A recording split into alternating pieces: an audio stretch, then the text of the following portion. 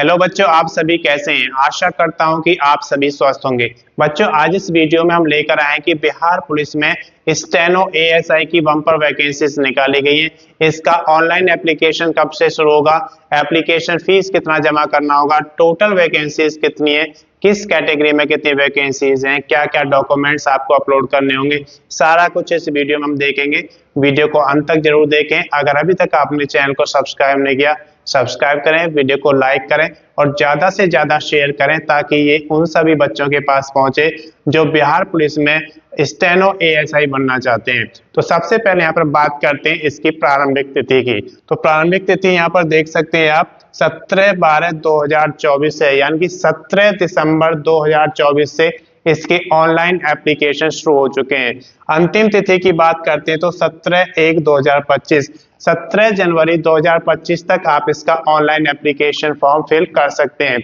आवेदन शुल्क की अगर बात करते हैं तो 17/1/2025 तक आपको जमा करना होगा। कितना जमा करना होगा?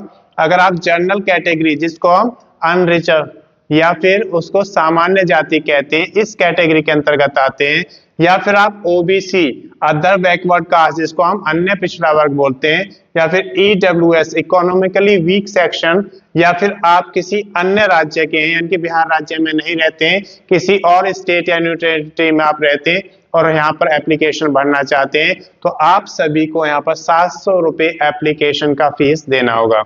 अगर आप SC schedule caste, ST schedule tribes यानी कि पिछड़ी जाति या जनजातियों के अंतर्गत आते हैं, या फिर बिहार राज्य की महिला कैंडिडेट है, तो आपको 400 रुपये एप्लीकेशन फी देना होगा। ये एप्लीकेशन फी आप ऑनलाइन मोड में भी कर सकते हैं और ऑफलाइन मोड में भी कर सकते हैं। दोनों ही तरीके से आप इसका एप्लीकेशन फी जमा करा सकते हैं। अब बात करते हैं आयु की। तो इसकी जो आयु है 1/8/2024 यानी कि 1 अगस्त 2024 को कैलकुलेट की जाएगी। कितनी आयु होनी चाहिए आप यहाँ पर देख सकते हैं, 18 वर्ष से 25 वर्ष तक मांगा गया है, यानी कि आपकी आयु कम से कम 18 वर्ष और ज्यादा से ज्यादा 25 वर्ष होनी चाहिए। अगर आप बिहार राज्य के रहने वाले हैं और रिजर्व कैटेगरी में आते हैं तो आपको बीपीएसएससी के नियम के अनुसार आयु में छूट दी जाएगी। अब बात करते हैं यहाँ पर योग्यता की। तो 10th +2 पास होना जरूरी है आपके पास। 12th पास किया हुआ है किसी भी रिकॉग्नाइज्ड यूनिवर्सिटी से या रिकॉग्नाइज्ड बोर्ड से, तो आप इसके लिए एलिजिबल है। अगर इसके बाद देखते हैं, इसके में दूसरी जो कंडीशन है वो है स्टेनोग्राफर की। आपकी हिंदी में 80 शब्द प्रति मिनट स्टेनोग्राफर की स्पीड होनी चाहिए, तो आप इसके लिए एलिजिबल हो जाएंगे। इसके बाद हम बात करते हैं कुल पदों की। तो कुल पदों की संख्या यहाँ पर 305 है जो असिस्टेंट एसआई एएसआई स्टेनोग्राफर के हैं, जिसमें से अनरिजर्व की बात करते हैं सामान्य जाति में तो 121 पद दिए गए हैं। ईडब्ल्यूएस इकोनॉमिकली वीक सेक्शन के अंतर्गत जो हैं यहाँ पर 31 पद दिए गए हैं। ईबीसी की बात करते हैं तो 59 पद दिए गए हैं। ओबीसी अदर बैकवर्ड कास्ट, जिसे हम अन्य पिछड़ा वर्ग कहते हैं, 37 वैकेंसी दी गई हैं। बीसी में महिलाओं की अलग से 14 वैकेंसी दी गई है। अगर आप एससी यानी कि शेड्यूल कास्ट यानी कि पिछड़ी जातियों में आते हैं 37 है। एसटी शेड्यूल ट्राइब्स यानी कि जनजातियों के लिए 6 दी गई है। तो इस तरीके से आप यहाँ पर देख सकते हैं कि कैटेगरी वाइज सारी वैकेंसीज आपको दिखाई गई हैं कि किस कैटेगरी में कितनी वैकेंसीज हैं। इसके बाद हम बात करते हैं डॉक्यूमेंट्स की। तो डॉक्यूमेंट्स में सबसे पहले आपके आते हैं एलिजिबिलिटी। एलिजिबिलिटी में जैसे यहाँ पर देखें योग्यता 10th +2 मांगा गया, तो 10th +2 के सर्टिफिकेट आपके पास होने चाहिए। उसके साथ साथ आपके पास क्या होना चाहिए, जैसे आप किसी रिजर्व कैटेगरी में आते हैं तो उसका कास्ट सर्टिफिकेट होना चाहिए। आप किस स्टेट में रहते हैं तो उसका डोमिसाइल आपका होना चाहिए। ये सारे एलिजिबिलिटी क्राइटेरिया हैं जो कि आपके पास होने चाहिए स्कैन कॉपी में।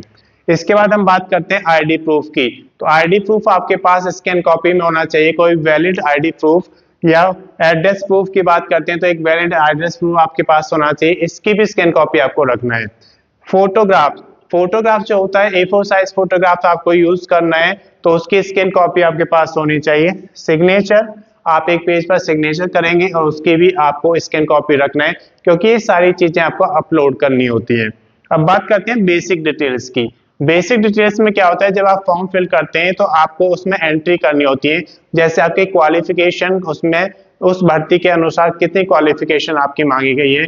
आपका डेट ऑफ बर्थ आपसे मांगा जाता है, आपका फादर्स नेम मांगा जाता है, आपका नेम मांगा जाता है, आपका परमानेंट एड्रेस मांगा जाता है, आपका डोमिसाइल, ये सारी चीजें आपकी वहाँ पर जो अपलोड होती हैं। बेसिक डिटेल्स भरने के बाद ये सारी चीजें आप अपलोड करेंगे और उसके बाद आप फोटो और उसका सिग्नेचर अपना ये अपलोड कर देते हैं। और जब ये सारे डॉक्यूमेंट्स अपलोड हो जाते हैं तो आप उसका प्रीव्यू चेक करेंगे। प्रीव्यू चेक करने से आपको एक बेनिफिट मिलता है कि अगर आपने कोई गलती की है तो आप उसे सुधार सकते हैं, और अगर कोई गलती आपको उसमें नहीं दिखाई दे रही है तो आप उसका फाइनल सबमिशन कर देंगे। और जब फाइनल सबमिशन हो जाएगा उसके बाद आप प्रिंट आउट लेंगे। प्रिंट आउट लेने से आपको क्या फायदा होता है कि आप जैसे भर्ती में जाएंगे तो आपने उस फॉर्म में क्या क्या एंट्री किए हैं, क्या क्या डॉक्यूमेंट्स अपलोड किए हैं, वो सारा डेटा आपके पास रहेगा। और जैसे जैसे आप भर्ती में आगे बढ़ेंगे तो उसके अकॉर्डिंग आप अपने डॉक्यूमेंट्स रेडी रखते हैं। अगर इसकी अधिक जानकारी आपको लेनी है तो उसके लिए आप बीपीएसएससी के एएसआई एडवर्टाइजमेंट नंबर जो कि आपका 1/2024 है उसे पढ़ेंगे तो इस पर आपको सारी जानकारी मिल जाएगी। मैं समझता हूं कि ये जानकारी आपके लिए पर्याप्त है। अगर अभी तक आपने चैनल को सब्सक्राइब नहीं किया, सब्सक्राइब करें, वीडियो को लाइक करें और ज्यादा से ज्यादा शेयर करें ताकि ये उन सभी बच्चों के पास पहुंचे जो बिहार पुलिस में स्टेनो एएसआई बनना चाहते हैं। धन्यवाद।